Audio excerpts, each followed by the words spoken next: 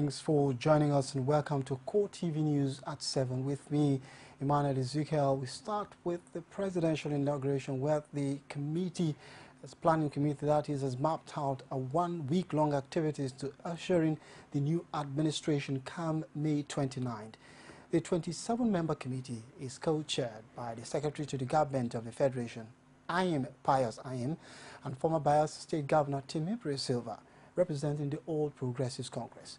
After the second major meeting of the committee in Abuja, the leadership read out its mandate as well as the program of activities lined up for the inauguration of the mandate of the committee Muhammadu Buhari are as follows: to draw up the programs of activities for the inauguration ceremony, arrange invitations and accommodations of local and foreign dignitaries, organize the approved programs of activities, draw up budget for the programs of activities, and co-opt into subcommittees persons that may be necessary to assist the committee discharge its responsibility.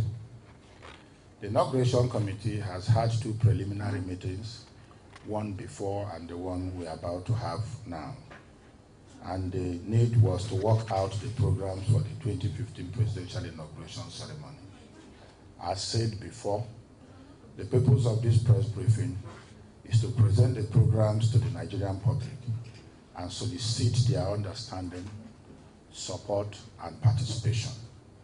The programs for the 2015 presidential inauguration are as follows. The committee has lined up a one-week program of activities, each of which is as important as the other. And they are the press briefing, which we are doing right now, Jumat prayers, interdenominational church service, inauguration dinner, swearing-in ceremony, lunch immediately after the swearing-in, and a gala night. Meanwhile, the federal government has recanted on its earlier position that outgoing President Goodluck Jonathan would hand over on May the 28th. Information Minister Patricia Akwashiki said after the Federal Executive Council meeting that May 29th remains the handover date. The minister, who had exactly a week ago said the president would hand over to the incoming president on May the 28th, said in an inaugural dinner will be held on that day. Akwashiki, however, buttresses that point. The president in council discussed the issue of transition, and there was a little problem of the May 28th being, peddled as handover date. And we want to clarify that 28th of May is not the date for handover. Handover and inauguration will take place on the 29th of May, which is also our Democracy Day. So please, let's get it right. We have started the transition. It's ongoing. We are handing over our departmental and ministry briefs to the office of the SGF, who would now prepare the handover notes. When you have a transition committee, we have ours, and the incoming government has its own transition committee. They sit together and look at all these issues. The paperwork is what we are talking of, up to the 28th. Please, let's get it straight, that the president is still the president till the 29th of May, when Buhari takes his oath of office and resumes as President of the Federal Republic of Nigeria.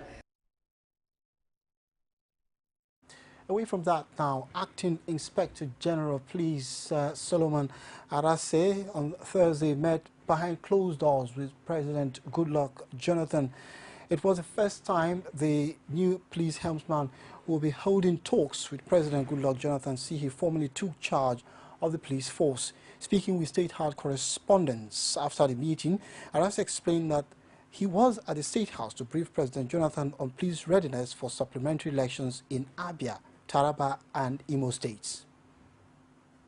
We still have some elections left in some states, about 3 states, and we are doing some massive deployments of man material, and that is what I came to brief the CNC on. And I can assure you that we are going to, have a level playing field for people who want to, vote on the election day.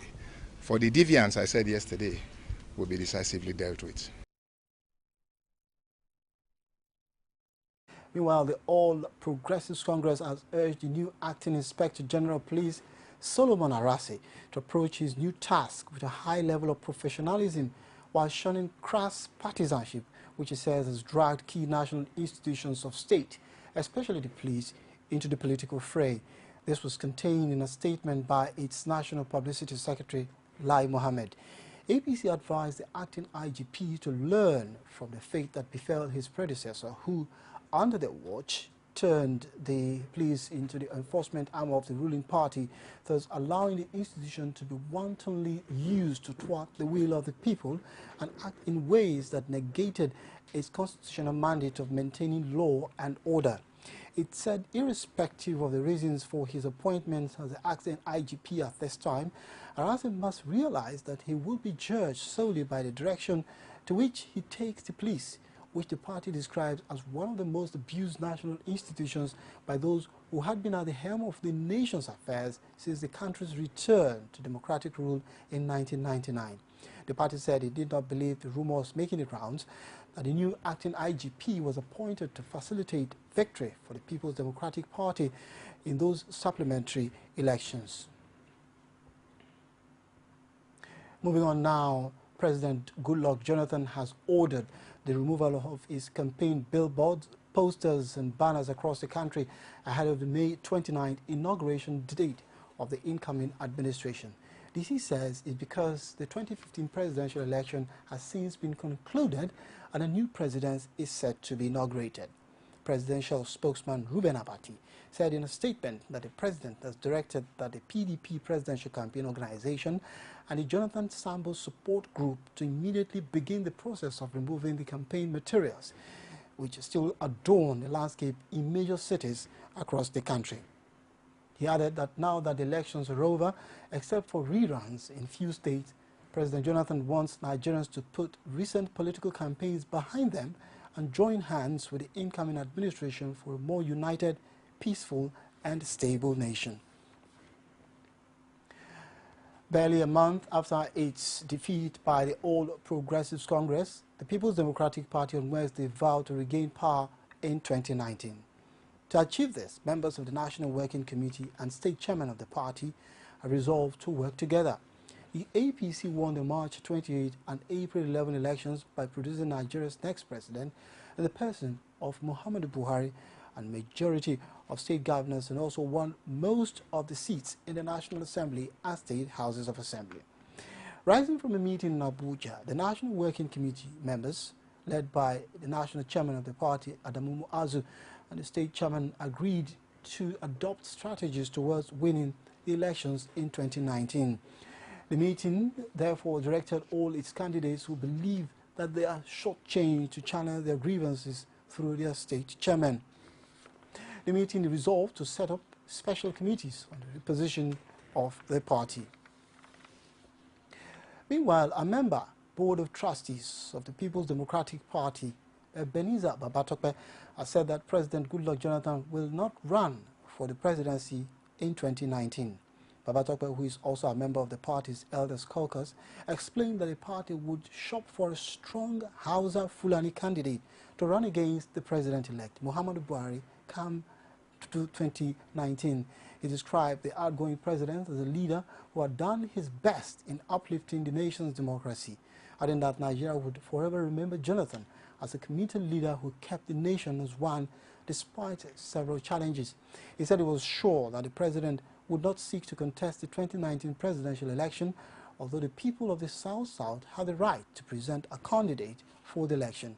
The former Minister of Transport said PDP's National Executive Council, the BOT and Elders Caucus would meet soon in Abuja to assess the outcome of the general elections.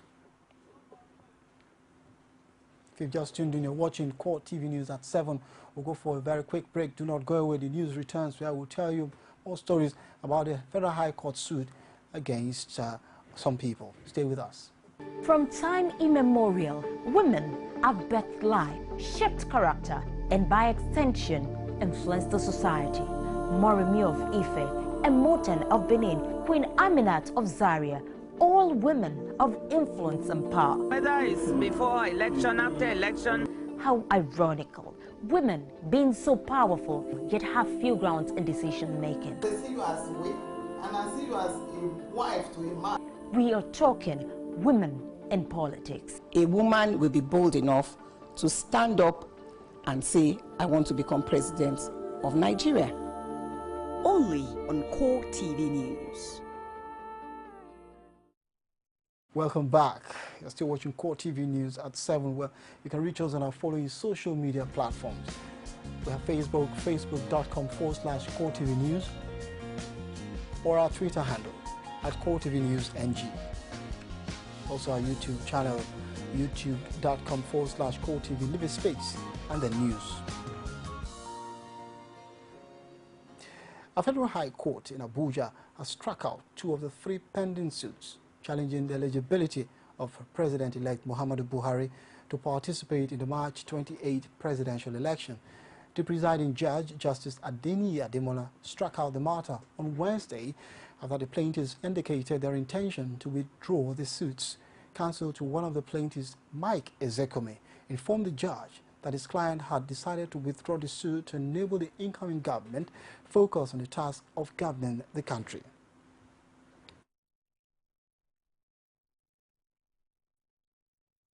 Under the Electoral Act, the submission of certificates ended on the 20th of December 2014. After that, no further document could be put in by any party. Then you go to the Electoral Act, it's under Section 31. So even if they found 50 of that would not have changed anything, because this case had already been filed as a pre-election matter before that day. Even if that was going to be exhibited, it would be of no moment at all, because the period within which it ought to have been submitted, 20th December 2014, had elapsed. As you said, the matter has not gone to trial. If it went to trial, of course, we have evidence to show that the general has certificate. So when you now said that, suddenly the thing materialized as it was reported in the papers, yeah, that's the kind of thing you see that will happen. Even people who need the truth before the election were, for one reason or the other, you see, prepared to hide these facts for the whatever reasons you see they might have. But whatever the situation, we thank them for allowing wise counsel to prevail. And I hope that others in similar shoes will follow suit and join the moving train to effect the necessary change as people have been clamoring for. Staying with judicial matters, the candidate of the All Progressives Congress in Ogun East Senatorial District, Dapo Abiodun, has filed a petition before the State National Assembly Election Petitions Tribunal to challenge the victory of the winner, Buruji Kashamu. Kashamu polled 99,540 votes to defeat 8 other candidates. Abiodun was the first runner-up in the election, while Adegbenga Kaka of the Social Democratic Party was the second runner-up. In the petition, Abiodun argued that Kashamu was not qualified to contest the election and that he did not score the highest number of lawful votes as required by law. He further alleged that Kashamu and his party, the PDP, INEC, and the State Resident Electoral Commissioner, who were joined as the second, third, and fourth respondents respectively, failed to comply with all the electoral laws. Abiodun urged the court to nullify all the results from the polling units and wards where the requisite forms were not completed, dated, signed, or stamped by the concerned officials. However, the media aide to Kashamu, Austin Onyoko, had earlier said in a statement that his principal was prepared to meet any petition at the tribunal, describing the APC's allegation of rigging as unfounded. A group of political activists have raised the alarm over what they described as plans to rig out the only female gubernatorial candidate in Taraba State. Members of the African Women for Sensitization on Human Dignity claimed that the All Progressives Congress candidate, Senator Jumai Al-Hassan, was clearly in the lead before the April 11th election was declared inconclusive. They want the Independent National Electoral Commission to take all necessary steps to ensure that a free and fair supplementary elections on April comes up. Now, Mohammed, moving on now, in Imo State, with the Imo State supplementary governorship election barely completed a day away, the state chapter of the People's Democratic Party has called for the total cancellation of the House of Assembly and governorship elections held there. Our Imo State correspondent, Ajibade Awofeso, has the details. The Imo State chapter of the PDP, which has been saying before now that it is ready for the election, made a U-turn by calling for the cancellation of the governorship and House of Assembly elections earlier held. State party chairman, who spoke on behalf of the party, demanded a total cancellation of the polls and the conduct of fresh poll for the House of Assembly and governorship in the state. I am constrained by our discovery of massive, fraudulent devices and manipulation of the electoral process orchestrated by officials of the Independent National Electoral Commission during the governorship and state assembly elections. Particularly for the state assembly elections, we call for outright cancellation of the state election. The chairman listed reasons why the elections should be cancelled. Selective deployment of card readers. Card readers were only deployed to the strongholds of PDP, while manual accreditation, authorization was done in other local government areas. The PDP chairman also accused the APC for bribing the INEC officials to do otherwise. Officials of INEC, ranging from supervisors, ward, and local government coalition officers, and some electoral officers, were invited to the government house in a worry and are compromised with various sums of money ranging from between 1 million to 5 million naira. With the elections a matter of hours away and INEC not shifting ground on the calls by the PDP and two other parties, and with residents with verdict, the stage is set for a torrent of calls for the cancellation of the supplementary poll. Ajibade Awofeso, CoreTV News, Owerri. And about to hand over date, many Nigerians still wonder why President Goodluck Jonathan initially planned to hand over power to President-elect Muhammadu Buhari on May the 28th, as against the May 29th Democracy Day, until the vote faced by the federal government. Oluwaseyi Adegoke has details over her interaction with an activist and a lawyer on the issue in this report. By the 28th of this month, the president intends to have the formal handing over done at a dinner, so that we can reserve the 29th for the incoming. This statement by the Information Minister Patricia Akwashiki started generating reactions as soon as it was made. Many had wondered why the event will be at a dinner on May 28th against the normal practice of a public event on the 29th of the same month. In his reaction to the issue, this activist, Debo Adeniran, feels the issue should not be blown out of proportion.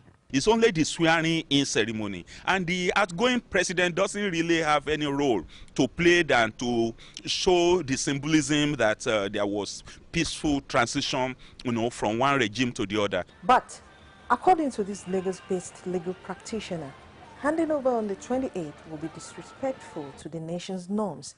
He called for due process to be adhered to. On the 29th of May, the president of the country must be in that program, to hand over properly to a president-elect who becomes the president. So he cannot in any way run away on the 28th of May. That would be disrespectful, even to his office. But just as this seems to be fast becoming a major source of friction between the incoming administration and the federal government, the government made a volte-face that the Information Minister, Patricia Akwashiki, described as clarification of the 15th April briefing after the Federal Executive Council meeting. We want to clarify that 28th of May is not the date for handover.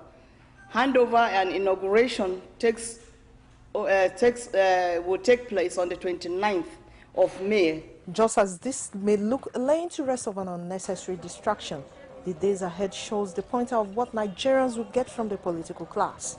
Oluwaseyi Adegoke, CoreTV News, Lagos.